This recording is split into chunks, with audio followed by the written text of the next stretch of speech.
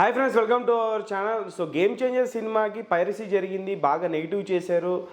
Cinema అనుకున్నంతగా negative చేయాల్సిన అవసరం లేదు అని చెప్పేసి అందరూ అంటున్నారు. సినిమా డిజాస్టర్ ఫ్లాప్ అయితే కాదు, one time watchable average cinema.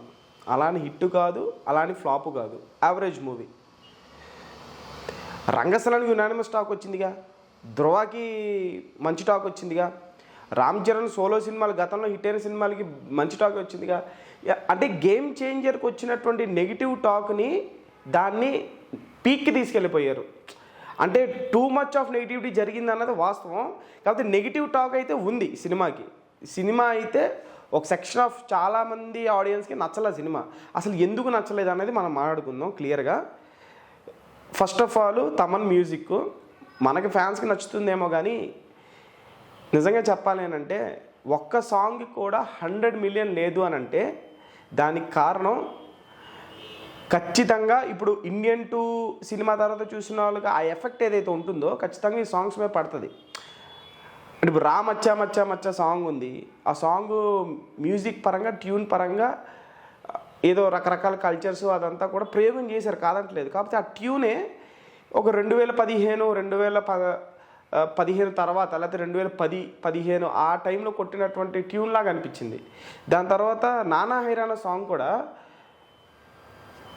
అదొక 90s మెలడీస్ లాగా చాలా స్లోగా ఉంది.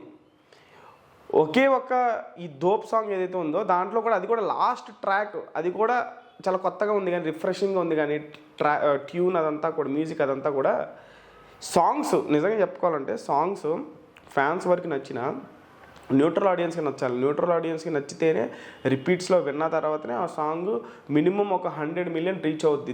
గేమ్ చేంజర్లో ఒక 100 మిలియన్ సాంగ్ కూడా లేదు అనడానికి రీజనే ఇది. బేసిక్లీ ఇండియన్ 2 ఆ యొక్క దరిద్రం అంతా కూడా గేమ్ చేంజర్ మీద బాగా పడిపోయింది. దానికి తోడు సాంగ్స్ కూడా అనుకున్నంతగా రీచ్ కాలేదు. ఫ్యాన్స్కి నచ్చినా సరే న్యూట్రల్ ఆడియన్స్కి నచ్చలేదు.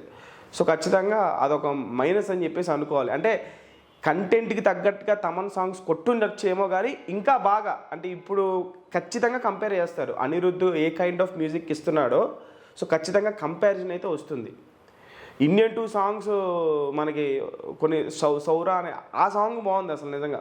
అంటే అది ఆ కంటెంట్ తగ్గట్టుగా ఆయన కొట్టాడు. కాకపోతే ఇప్పుడు అనిరుద్ధ్ ఎంతలాగా మైండ్లోకి ఎక్కేసాడు అని అంటే ఎవరు ఏ మ్యూజిక్ డైరెక్టర్ ఏ సాంగ్ కొట్టినా సరే గబుక్కున అనిరుద్ధ్తో కంపేర్ చేసేస్తున్నారు. ఆ రేంజ్లో అనిరుద్ధ్ ఆల్బమ్స్ ఇస్తున్నాడు అనమాట. ప్రజెంట్ ఇండియాలో #1 మ్యూజిక్ డైరెక్టర్ అనిరుద్ధ్, దాంట్లో ఎటువంటి సందేహం లేదు. తమన్ కూడా మ్యూజిక్ బాగా ఇస్తారు, అది కాదంటలేదు. కాకపోతే ఆ ట్యూన్ ఏదైతే ఉందో కొన్ని సాంగ్స్కి గేమ్ చేంజర్లో అనుకున్నంత స్థాయిలో ఇవ్వలేకపోయాడు.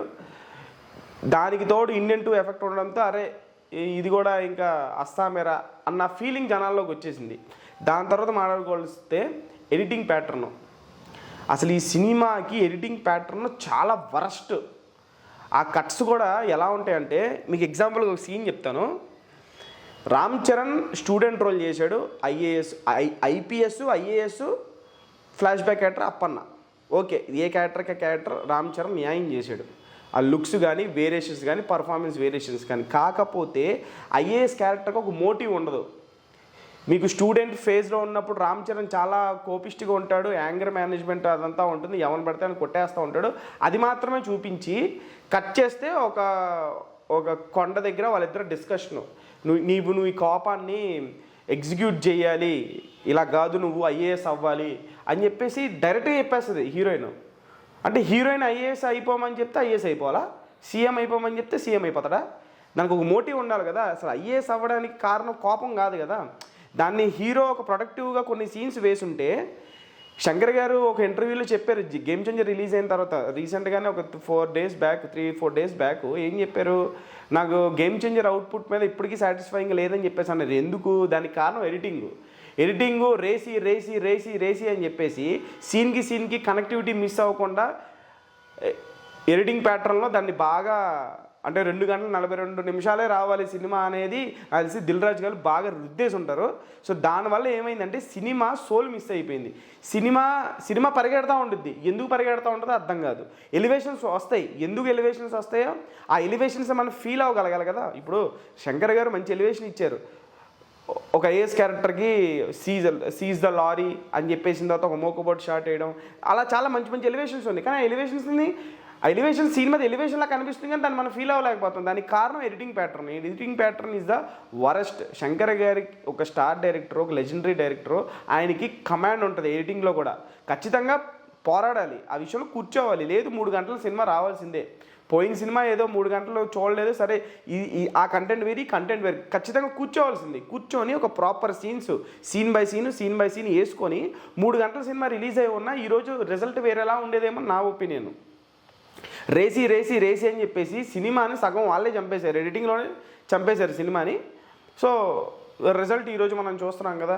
సో నెగిటివ్ టాక్ వచ్చింది అని అంటే, నెగిటివ్ టాక్ ఖచ్చితంగా సినిమాకి ఫస్ట్ ఆఫ్ ఆల్ సినిమా చూసి బయటకు వచ్చినటువంటి చాలామంది ఫ్యాన్స్, ఇప్పుడు నేను సినిమా చూసి బయటకు వచ్చేసి సినిమా గురించి ఇప్పటి వరకు నేను ఒక వీడియో కూడా చేయలేదు, సినిమా రిజల్ట్ గురించి ఏం మాట్లాడలేదు. ఎందుకు నాకు అర్థమైపోయింది, ఎందుకు మనం ఎందుకు బాగుంది బ్లాక్ బస్టర్ అని చెప్పేసి ఎందుకు రుద్దుకోవాలి. ఈరోజు ఎందుకు మాట్లాడుతున్నా అంటే సినిమా రన్ను ఇంకా దగ్గరికి వచ్చింది కాబట్టి నేను ఈరోజు ఈ వీడియో చేయాల్సి వస్తుంది. ఖచ్చితంగా మెయిన్ రీజన్ ఈ సినిమా ఫెయిల్యూర్ ఏంటంటే ఎడిటింగ్ ఫాల్టే ఈ సినిమాకి ఈరోజు ఇంత నెగిటివ్ వచ్చింది, ఫ్లాప్ అయిందంటే దానికి కారణం సినిమా ఎడిటింగ్ ప్యాటర్న్.